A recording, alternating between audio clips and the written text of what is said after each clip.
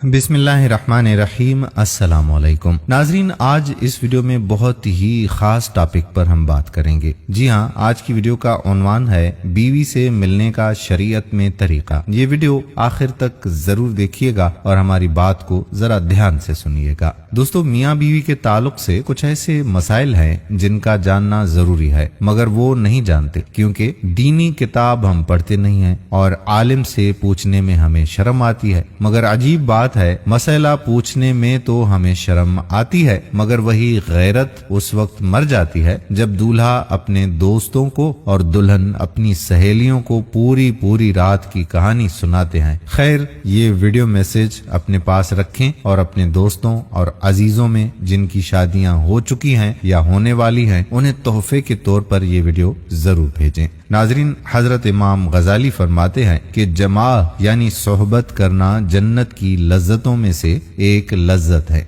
हजरत Junaid Baghdadi ने फरमाया कि इंसान को जमा की ऐसे ही जरूरत है जैसे ग़िज़ा की, क्योंकि बीवी की तहारत का सबब है। हदीस पाक में आता है कि जिस तरह हराम सोहबत पर गुनाह है, इसी तरह जायज सोहबत पर नेकियां हैं। उम्मुल मोमिनीन सैयदा आयशा सिद्दीक़ा रज़ियल्लाहु ताला अन्हा से मुरावी है कि हुजूर नबी करीम सल्लल्लाहु अलैहि वसल्लम इरशाद फरमाते हैं कि जब एक मर्द अपनी बीवी का हाथ पकड़ता है तो उसके नामे आमाल में एक नेकी लिख दी जाती है, और जब उसके गले में हाथ डालता है तो 10 नेकियां लिख दी जाती हैं, और जब उससे सोहबत करता है तो दुनिया और माफिया से बेहतर हो जाता है, और जब गुस्ले जुनाबत करता है तो पानी जिस जिस बाल पर गुजरता है तो हर बाल के बदले एक नेकी लिखी जाती है, और एक गुनाह कम होता जाता है और एक दर्जा बुलंद हो जाता है। इसी तरह हजरत अब्दुल्लाह इब्न मसऊद रज़ियल्लाहु ताला अन्हु से एक शख्स ने अर्ज किया कि मैंने जिस लड़की से शादी की है, मुझे लगता है कि वो मुझे पसंद नहीं करेगी। तो आप फरमाते हैं कि मोहब्बत खुदा की तरफ से होती है और नफरत शैतान की तरफ से होती है। तो ऐसा करो कि जब तुम पहली बार उसके पास जाओ तो दोनों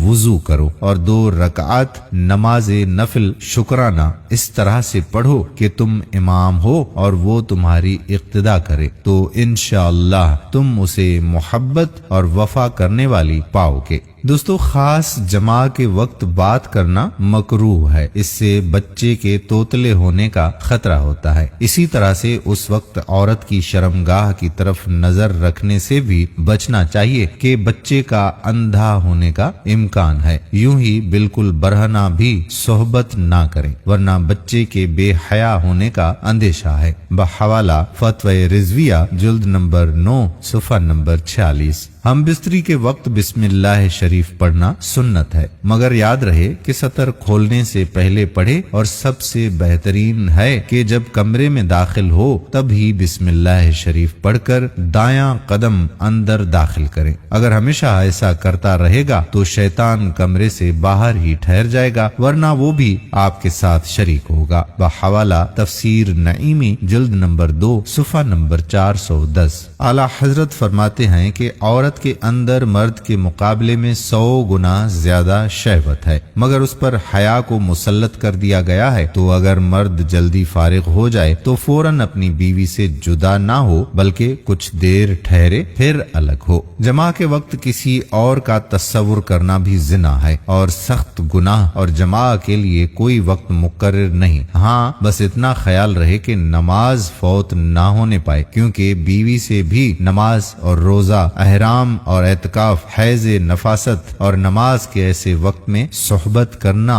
कि नमाज का वक्त निकल जाए हराम है। मर्द का अपनी औरत की छाती को मुंह लगाना जायज है, मगर इस तरह के दूध हल्क से नीचे ना उतरे, ये हराम है। लेकिन ऐसा हो भी गया तो तौबा करे, मगर इससे निकाह पर कोई फर्क नहीं आता। बहवाला दर मुख्तार जुल्द नंबर 2 सफ़ा नंबर 58 और फतवा रिजविया। मर्द مرد و عورت کو ایک دوسرے کا سطر دیکھنا چھونا جائز ہے، مگر حکم یہی ہے کہ مقام مخصوص کی طرف نہ دیکھا جائے کہ اس سے نسیان کا مرض ہوتا ہے اور نگاہ بھی کمزور ہو جاتی ہے۔ بحوالہ رد المختار جلد نمبر 5 صفحہ نمبر 256۔ مرد نیچے ہو عورت اوپر ہو، یہ طریقہ ہرگز صحیح نہیں ہے، اس سے عورت کے بانجھ ہو جانے کا خطرہ ہے۔ بحوالہ مرزبات یوسف صفحہ نمبر 41۔ فراغت کے بعد مرد و عورت کو الگ الگ کپڑے سے اپنا سطر صاف کرنا چاہیے،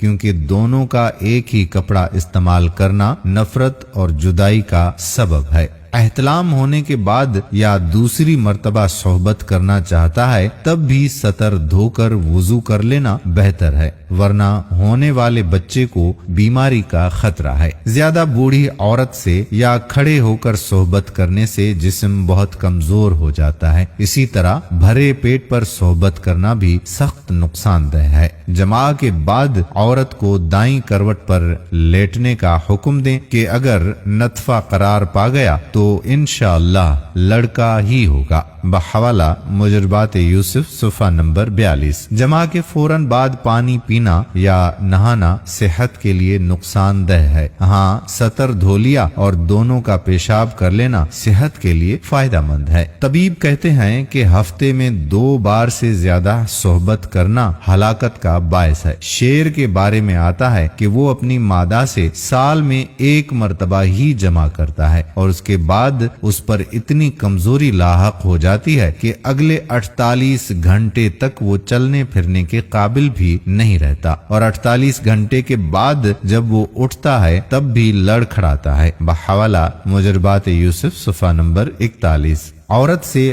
حیض کی حالت میں صحبت کرنا جائز نہیں، اگرچہ شادی کی پہلی رات ہی کیوں نہ ہو، اور اگر اس کو جائز جانے جب تو کافر ہو جائے گا، یوں ہی اس کے پیچھے کے مقام میں صحبت کرنا بھی سخت حرام ہے۔ بحوالہ بہادر شریعت جلد نمبر 2 صفحہ نمبر 48۔ مگر حیض کی حالت میں وہ شہوت بھی نہیں ہو جاتی، جیسا کہ بہت جگہ رواج ہے کہ فاتحہ وغیرہ کا کھانا بھی نہیں بنانے دیتے۔ یہ حالت ہے، بلکہ اس کے ساتھ سونے میں بھی حرج نہیں جبکہ شہوت کا خطرہ نہ ہو، ورنہ الگ سو جائے۔ فتوی مستفیویہ جلد نمبر 3 صفحہ نمبر 13۔ قیامت کے دن سب سے بدترین مرد و عورت وہ ہوں گے جو اپنی راز کی باتیں اپنے دوستوں کو سناتے ہیں۔ بحوالہ مسلم جلد نمبر 1 صفحہ نمبر 464۔ عورت سے جدا رہنے کی مدت 4 مہینے ہے، اس سے زیادہ دور رہنا منع ہے۔ اعلیٰ حضرت فرماتے ہیں کہ حمل ٹھہرنے سے روکنے کے لیے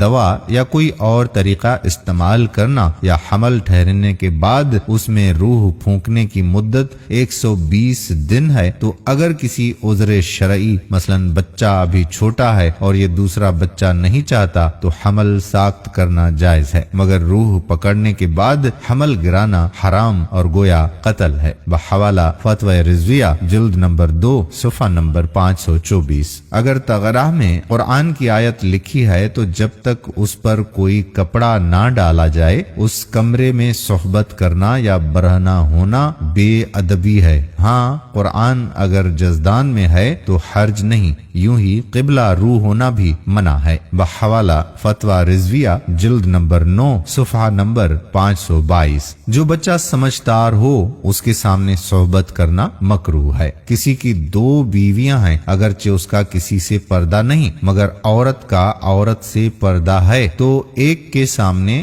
دوسرے سے صحبت کرنا جائز نہیں۔ دوستو یہ کچھ کارآمد باتیں تھی جو میں نے سوچا کہ اپنے ناظرین تک پہنچائی جائیں۔ امید ہے کہ یہ ویڈیو آپ کے لیے اچھی ثابت ہوئی ہوگی۔ آنے والی ویڈیو تک اپنے میزبان قادر بخش کلہوڑوں کو اجازت دیجیے۔ اللہ حافظ۔